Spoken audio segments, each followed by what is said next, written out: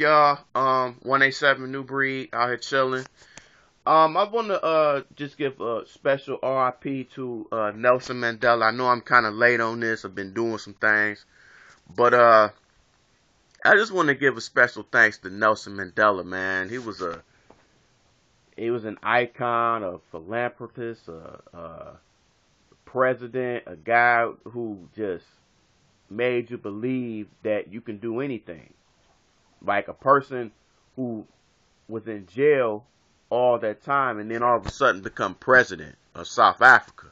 So that gives you, he was the Obama before the Obama. You know what I'm saying? So he really influenced a lot of people, and a lot more people in America, pretty much almost as much as he has. So what he's done, and basically throughout the world, is just incredible. Not only just him, but his wife.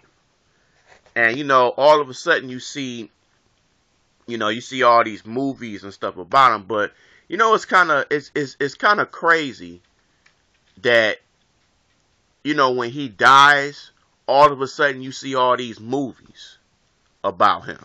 Kind of like how Isaac Hayes was. All of a sudden all these movies was about him, and then all of a sudden a few days later he died. I think the movie with Samuel Jackson and Bernie Mac about him, I forgot the name of the movie. I think it's Soul Man, I think. And he ended up and died. And that's my only thing about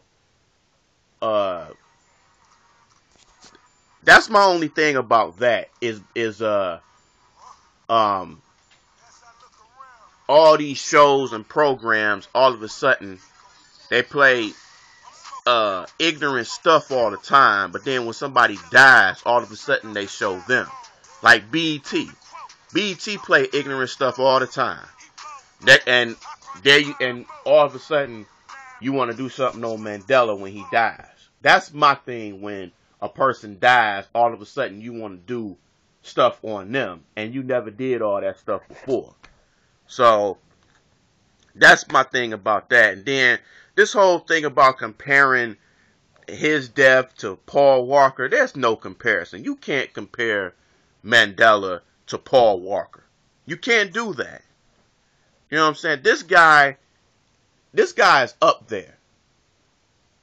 You know what I'm saying? Nelson Mandela is highly respected.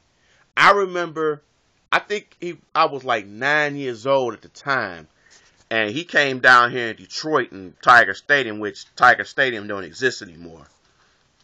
And he came down in 1990, and it was so many people there, and I wish I could have went there, but I was young, I didn't know.